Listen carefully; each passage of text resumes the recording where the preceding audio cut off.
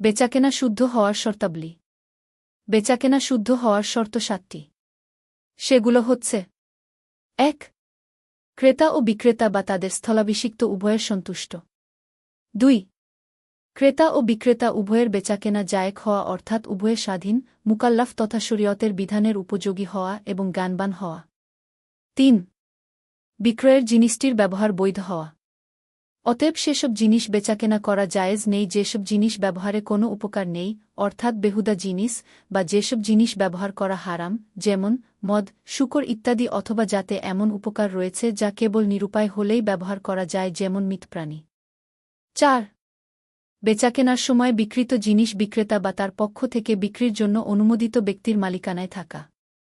৫ বিক্রিত জিনিসটি সম্পর্কে জ্ঞান থাকা, তার গুণাগুণ জানা ও দেখার মাধ্যমে। ৬ বিক্রয়ের জিনিসের দাম নির্দিষ্ট থাকা। ৭ বিক্রয়ের জিনিসটি হস্তান্তরযোগ্য হওয়া। অতএব পলাতক বা হাওয়ায় উড়ন্ত কোনো কিছু ইত্যাদি বেচাকেনা করা শুদ্ধ হবে না। বেচাকেনার মধ্যে শর্ত প্রদানের বিধান। বেচাকেনার মধ্যে শর্তাবলী দুভাগে বিভক্ত। প্রথম প্রকার সহিহ শর্ত, যাতে বেচাকেনা অত্যাবশ্যকীয় হয়ে যায়, আর দ্বিতীয় প্রকার ফাসিদ শর্ত, যাতে বেচাকেনা চুক্তি বাতিল হয়ে যায়। বেচাকেনার মধ্যে সহিহ শর্ত যেমন মূল্য পুরোটাই বা সুনির্দিষ্ট অংশ বাকি রাখা, বা সুনির্দিষ্ট বস্তু বন্ধক রাখা, বা সুনির্দিষ্ট বস্তু গ্যারান্টি হিসেবে রাখা। কেননা এসব শর্ত বেচাকেনার সুবিধার্থেই করা হয়। অথবা বিক্রিত জিনিসের ক্ষেত্রে কোনো গুণাগুণ থাকা শর্ত করা। কারণ হাদিসে এসেছে,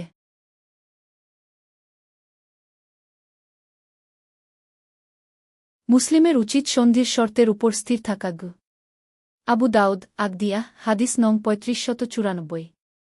অনুরূপভাবে ক্রেতা তার বিক্রিত জিনিসের উপর নির্দিষ্ট সময়ের জন্য বিক্রেতার কাছে উপকারের শর্তারোপ করা সহিহ, যেমন বসতঘরে ১ মাস থাকার শর্তারোপ করা। আর ফাসিদ শর্ত তা দুপ্রকার।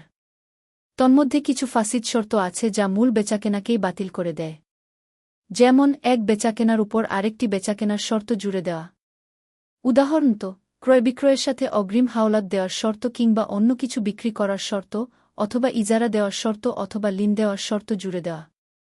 আবার কিছু শর্ত আছে যাতে বেচাকেনা বাতিল হয় না, তবে শর্ত বাতিল হয়ে যায়। যেমন কারো পক্ষ থেকে এমন শর্ত দেওয়া যে বিক্রিত জিনিসের কোনো লোকসান তার উপর বর্তাবে না, বা ক্রয় বিক্রয়ের জিনিস চালু রাখবে, নতুবা সে তা ফেরত দিবে। অথবা জিনিসটিকে ক্রেতা বিক্রি করতে পারবে না বা দান করতে পারবে না। তবে এসব শর্ত যদি কোনো নির্দিষ্ট স্বার্থ সংরক্ষণ করে, তখন সে শর্ত দেওয়া শুদ্ধ হবে।